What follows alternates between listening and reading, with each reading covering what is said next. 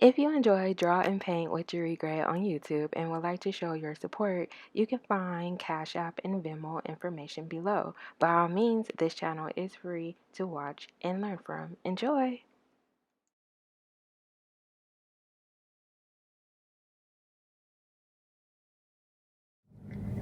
Hey everybody, so I'm back with another video. So this video is basically for my figure drawing students. I am starting a figure drawing class, which is a 6-week course at CAC. So we're starting very basic and simple. We already started with gestures. Now we're going to move into mannequinizing the figure. So that means that we're using cylinders and our cubes to describe the figure. So this is a more simplified version. I did a video for this, but I think it was a bit more complex, so I wanted a simplified version of it. So some things that I definitely need to talk about when it comes to my setup. So this week we are going to learn landmarks, we're going to learn cylinders in our cubes. We're also going to continue with the 3 body masses. So I just want to talk a little bit about some simple structure that we're going to need for this actual project. So what we are going to need, of course, is we're going to need a center line. As you can see in my setup, I am using a photo. This is actually really good for students that are practicing at home and they don't really have the money for a model. There is a lot of resources out there like Proco, I think it's Quirkus, I think that's how I pronounce Quirkus Cafe. You can actually sign up for our purchase. I think Proco, you have to purchase photos, and I think Quirkus Cafe, I believe you have to set up a membership, which is rather cheap membership. So if you are interested in that, definitely do it. But this is a good practice because even if you are drawing from observation, when you're at home, you can always pull out a sketchbook and you can get a simple photo like this, and at least practice some simple steps. So it's always good to kind of do this. But for us in class, typically you want to have your drawing board or your easel right next to the model when they're on the model stand. That way you're not moving your head too much and you're just moving your eyes. All of that is very important because it doesn't change your perspective, nor does it affect your measuring. So for me, everything is right next to each other, so my measuring is not affected while I am recording because my camera is above me. So bear with me with that because it's kind of difficult recording and drawing around a camera. So I'm still learning all of this stuff. So setup, what's important, because I'm rambling. Setup is I have my center line that is here. So this is important, and you always want to pull out your, even in class, pull out your center line from the pit of the neck. So this is a vertical center line. Yes, this body is twisting and moving into space, so that means that the center line from the pit is actually, for her, it's curving out into that dominant leg, or the dominant weight leg. I think that's how you're supposed to say that. So that's very important because all of her weight really is on this leg. So that's the weight bearing leg.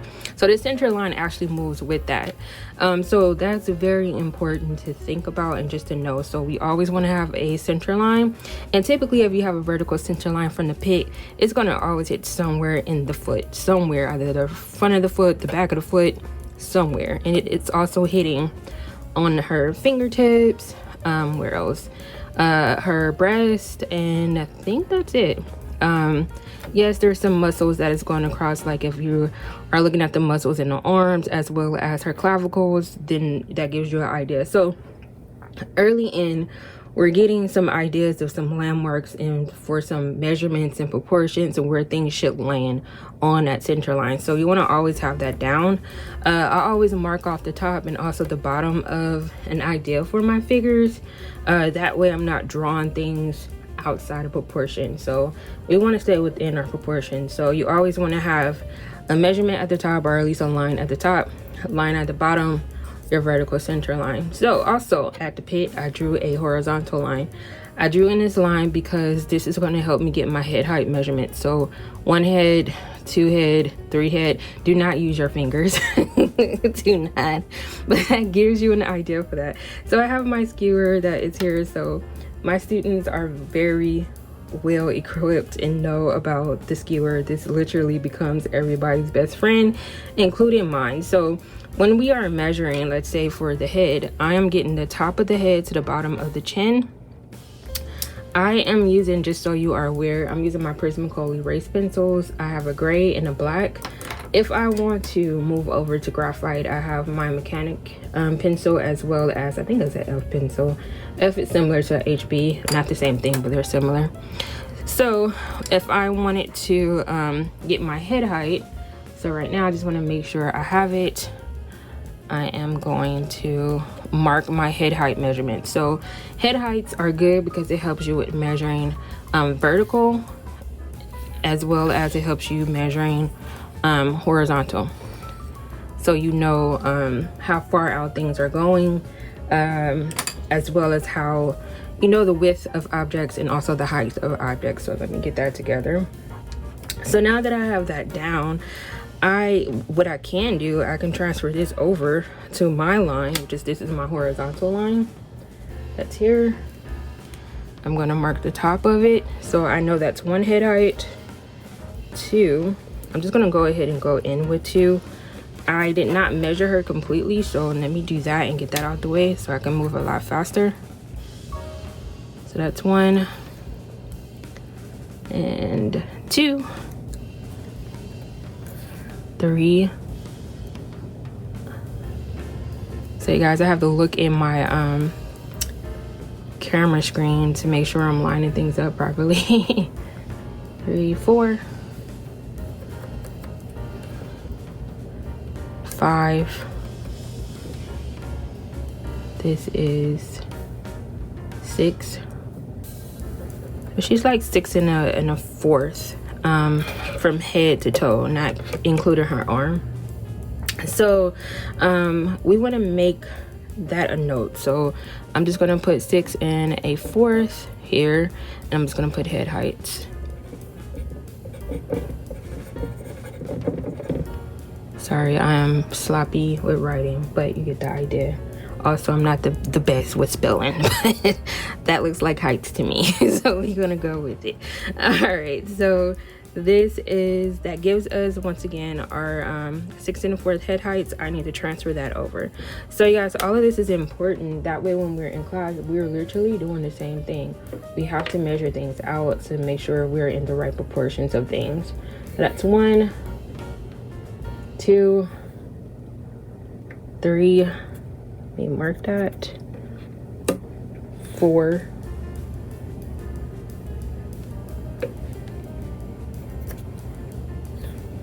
5, and I'm saying 6 and a fourth.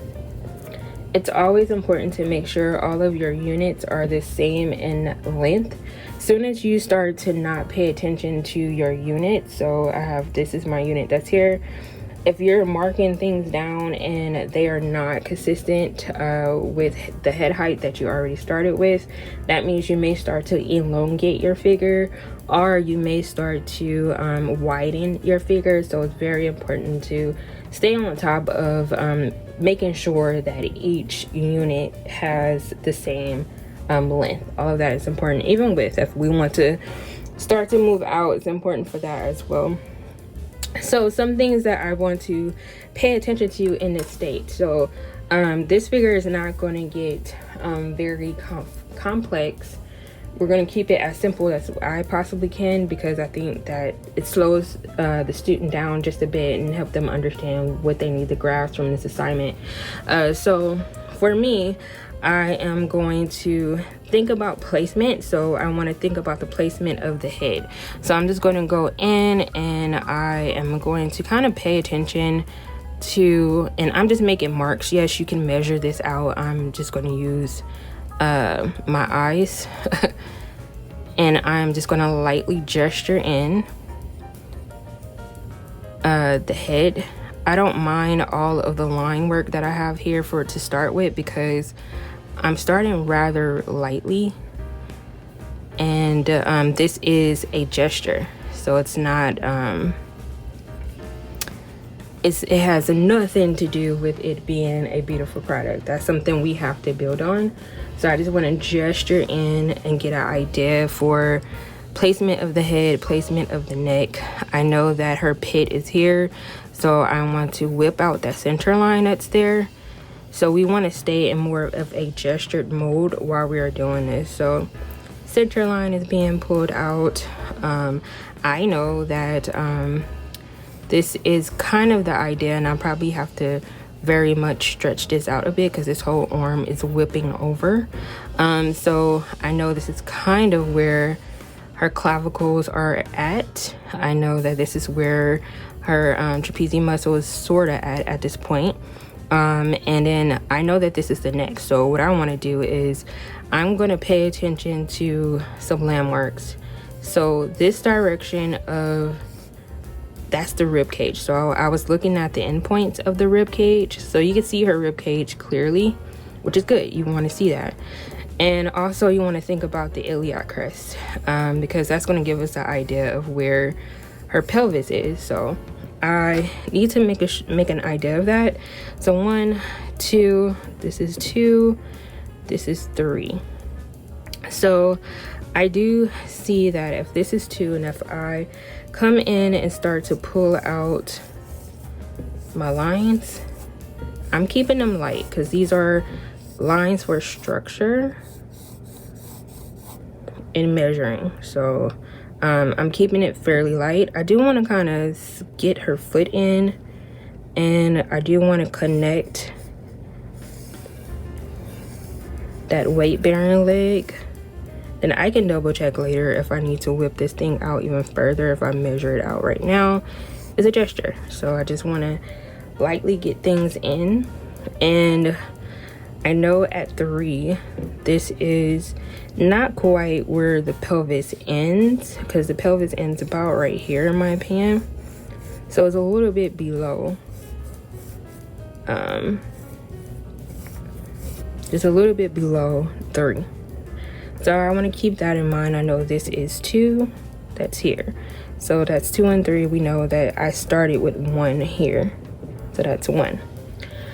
So what I want to do is I want to come in with my rib cage, but I also want to make sure I get an idea of where my rib cage is landing. So I do know that there is a diagonal line that's here. I'm probably too diagonal. So this kind of gives me an idea, and then I'm going to double check it because we all know Drury have issues with angles. She just don't get them right at all. So now that I have that down, I'm just going to quickly connect my rib cage, and I also want to look at some negative space, and I see a little negative space here for to start with because this is what's happening. So what I'm going to do is I'm going to plug in my rib cage in this area. I do want to pay attention to where I believe the end of the rib cage ends. And then I know my pelvis, because if this is going in the direction of my rib cage, my pelvis is going to go in this direction, right? Because that's where I'm seeing it. So I'm just going to draw in and pay attention. My pelvis is not far away from each other. There is some stretching here and pinching here that you want to pay attention to when you're placing things. I'm also making sure I'm placing the end of the pelvis or the bottom of the pelvis at that 3 1/4 line, because that's what this is. This is 3 and possibly 1/4. So I want to place that there. And then I want to come in, because now that I have my 3 body masses in, so I have my head, rib cage, pelvis. And once again, I have them drawn in rather lightly because I am gesturing right now. and then I can start to build on top of it. So I have 3 body masses in, and then I want to quickly plug in, I know the foot is here, and I also know that this is where the other foot is at this, to start with. And I know that there is a pinching that's happening here, this side of the iliac crest, or the side of the pelvis. And I want to think about where is my 4. And I remember my 4, if I can see clearly, was somewhere in this area of the hand. I definitely remember that. So let me double check and make sure it's there. Yep, in this area. So I probably need to make it a bit darker than what I have it. Oop. So this is where my 4 is. So that's going to give me an idea of where I probably need to place the knee, because the knee is before 5, right? So I do see it not quite halfway, but somewhat halfway. So I'm just going to place the knee there. And then I'm just going to kind of do a 1-2 kind of line to the knee. Same thing with this side of, and this is going, once again, I'm staying light because I may have to adjust some things, so kind of keep that in mind. Also, I know this is where I'm seeing the foot, and I also know that the foot, if this is 5, that's here, the foot is probably about right here to start with. So I'm just gonna plug that in, and I'm gonna do another 1-2 kind of connection, right? And bring it down. We know that this is the weight bearing leg, so I can probably continue this straight down. I know there's a little bit of negative space, so it's important to pay attention to your negative space, because that also will tell you if you're doing things right or wrong. So I'm keeping the foot in a very how would you say it, kind of a duck-like shape, if that makes sense. I do want to plug in, and I did say I don't want to plug in too much anatomy, but I need to plug in a little bit of the ankle, just a little bit. And then I also know there's a little bit of that leg in the back that's kind of coming down. So as you can see, I'm starting to slowly kind of block out the figure, very simple, and that's what's important. You want to keep it simple. So I know that this is my rib cage that's here, and what I got in is the 3 body masses so far. I also got in my I adjusted my limbs and put them in place, right? So and I also am kind of sort of paid attention to some spacing here. She could be a little bit over some more, but you know, it happens. Things happen. I'm just a little off. So now that I have that, I'm gonna kind of come back to my limbs, and then I can start to mannequinize the figure from there and start to build into the figure. So now that I have this happening, I know that here, I know that there's a clavicle that comes out in that pit area. So I'm just gonna just kind of pull it out and pull it back. Jerry need to check her angles, and I believe that's about right. I also want to bring out a bit of the top of the shoulder. I want to kind of bring that out a bit, right? And I want to attach that a bit, and I'm going to make this a little bit more angled. And I clearly can see that I am not angling right. So I'm just going to bring that up, bring this over as well. And I feel like I'm pretty close to from here to here. It could be a little bit lower, but I think that's fine. Now I'm gonna get, so I got the top of the shoulder, kind of the front of that shoulder, or at least the front of the deltoid. So now I'm gonna use kind of a 1-2 approach to my line work. So I do want to pay attention to where I think I see the elbow is, right?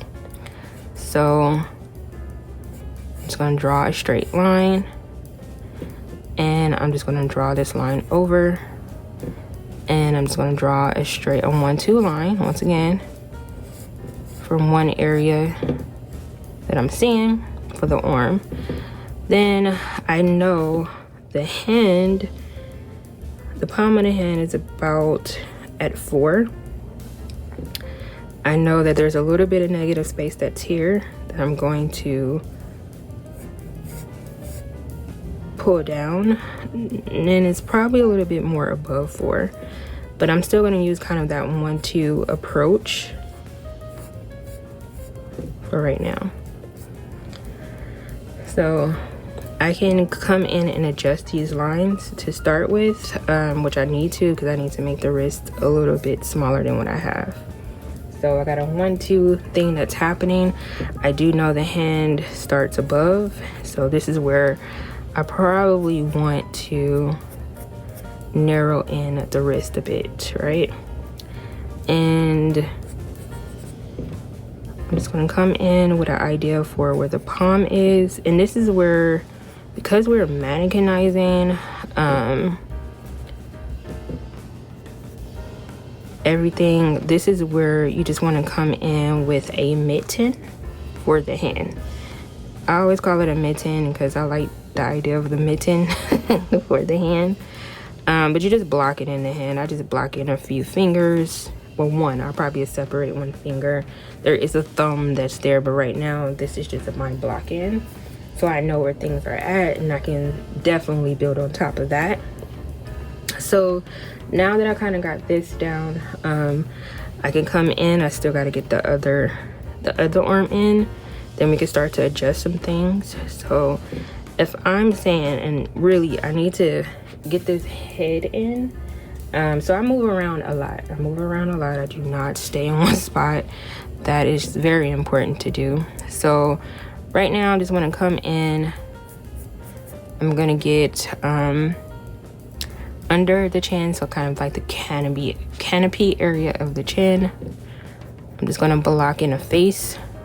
So I don't 100% worry about in this stage, I don't worry about placing in eyes and eyeballs and eyelashes and irises, because I want to get the body down as accurate as possible. So before I even start in any of those type of details, so drawing out the, so I'm getting an idea for the height of her head before I even start anything, and also see how far out things need to adjust. So I know that this is where the neck is, and I know that her jawline is here, and I'm just going to draw a line up to the jawline. I believe her hairline is here, so I'm just going to block out this shape. I definitely need to get the other side of her neck in, and I know that this is where her trapezius muscle is, right? And I believe this is where her clavicle is, from that pit. I definitely do know that the sternomastoid should connect to this clavicle on this side, so I'm just gonna bring it in just a bit to start with, and the other one connects to that one. So I did say no anatomy, so just bear with me. My brain is like, girl, get this anatomy in. So I'm gonna try my best to say as simple as possible. So I got in a chin and I got in under the chin, which is the canopy of it. Got in a couple of sternomastoids. We don't need that at this time. So let me just get in a shape for her hair and her ear. It's very important to not go into don't worry about each individual strand of hair. Hair is groups of hair is not, of course, our brain is telling us each individual strand. We actually see groups of hair in shapes. So you want to make sure you're grouping the hair. You could group it into two shapes. You could group it into one shape, one major shape. You could group it into several shapes, but you want to group hair into shapes. Hair definitely does have a top, bottom, and side when it's grouped into shapes, and visually that makes more sense to us than each individual strand. When we see each individual strand, we really don't see that. We see volume and we see mass of hair. So I would suggest keep your hair as simple as possible when you are rendering out hair and you want to group it into shapes. So I want to get the side of that neck. I do know that her hair comes down and it actually comes over a bit, so I'm just going to whiten her neck just a little bit more. She do have a little bit of her trapezius muscle that I see. It's like a little negative space, so I'm just going to swoop that up just a bit more. So I do know her clavicle on this side is very similar to this straight line, so I'm just going to bring it up and I'm going to connect it to her trapezius muscles, because this what's happening here, and I'm just going to draw, I'm going to think of a cylinder for that, and I believe what we're seeing is a little bit of this scapula lifting up, because there's a skeleton under us that's working with our muscles. So I just want to think of the shape that I'm seeing there, because I do believe this is probably a scapula that we're seeing. And then of course we know the rib cage, which you see that I'm starting to connect it to and I'm using straight lines to connect because I may have to move things around. I don't know. Leave your drawing as open as possible. So now that I have that in, I definitely need to get an idea for the negative space that I'm seeing that's here. So I do know there's hair that's here, and I do know from here to here, I believe, because I know this is the deltoid that's here, that we're seeing like under the deltoid. So this is kind of the negative space that I'm seeing, or it is the negative space, and I do believe this is her hair that's here. So I, of course, want to keep things as simple as possible. So I'm going to leave this here because I know there's a muscle that is going to attach to my cylinder, and I want to make sure that I am looping this arm over her head properly.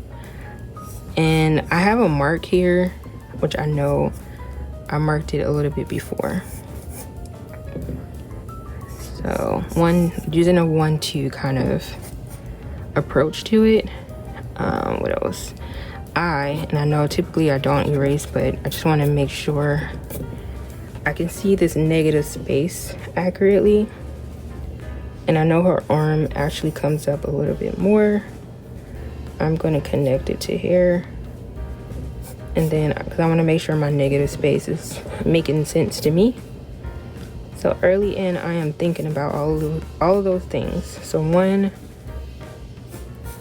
2, and then I know her hand or wrist, let's just say wrist, is somewhere right here. So I'm just going to end it there. I do want to make sure that this is the proper negative space that I'm seeing, because that's important. And I believe that's the proper negative space that I'm close to seeing. So now that I have that down, there's certain things that I can start to do. excuse me. And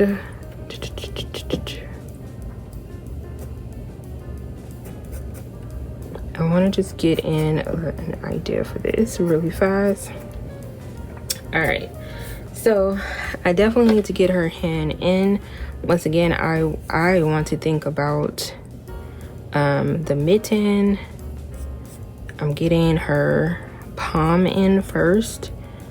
I'm just gonna block out something for her thumb.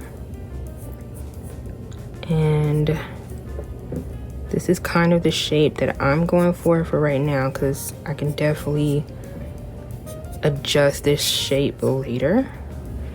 But that gives me an idea of what that hand is doing, and then what I probably need to adjust. So I'm not going to worry too much about it. So now that I got that, hey everyone, so I'm coming in with a quick voiceover because of the fact that this video is about to be entirely too long, about 50 minutes. So speeding up everything and doing a time lapse definitely does help. Now I can get this video down to 35 minutes. So right now what I am doing is I am cleaning up my lines and plugging in a bit more of the structure for the cylinder in our cube. You know what, I don't think I used anything that was cube like. I think I used mainly spheres, as well as I used cylinders for like legs and things. So I am coming in and I'm working out some of my drawing to plug in the cylinder in the arm, and also the cylinder that's in the lower arm for like the forearm area. Keep in mind your cylinders are going to probably whiten in certain areas and taper in some certain areas. And I know I said I was not going to plug in a whole lot of anatomy, but I am plugging in some anatomy. So I started to adjust the rib cage. I brought in the sternum, as well as my rib cage, in my opinion, is a little wobbly, especially at the top. I can see it, but I started bringing in the sternum. I'm starting to bring in the iliac crest of the pelvis. And I keep my pelvis fairly bowl-like, unless it depends on what angle I'm drawing. I might make it more boxy. So I'm coming in with cylinders for the legs, for the top of the legs, the femur, and that also can taper as well at the bottom. And you want to think about how the cylinder is wrapping around when it tapers. So right now I'm bringing in a taper cylinder for the tibia and fibia, the lower leg. I also plugged in the patella, so it's a little triangle shape that's in front of that leg. And I'm bringing in the back, so I'm drawing through for that back leg, and I probably went in and lightened up some of my lines. So you want to always draw through. Always do that. I'm cleaning up my lines for the foot. I like to come in and box out the foot if I can. Bringing in some straight line segments for connecting the three body masses. Cylinder for, and it's a taper cylinder for the arm, bottom portion of the arm. The cylinder that I boxed out at the end, because I wanted to have a top, bottom, and side for that arm. And I think I did started to plug in a little bit of her breast. And I talked about how when it comes to breast, if an arm is stretching up, that means the breast is going in a more upward angle, because our pectoral muscles are attached to our humerus bone, so it's moving with the arm. So you want to make sure you're paying attention to what the breast is, what they are doing. Because as you can see, one is going one way and the other is going another. So it's very important to do that. I always tell my students that, like, I really pay attention to what's happening. So I blocked out and fixed a little bit of the hand. And I'm cleaning up my lines for the hair. And I think I'm about done. So I'm just going to go ahead and finish this out. Thank you so much, you guys, for watching this video. Hopefully this helped my students, and I will see you guys in the next video. Bye.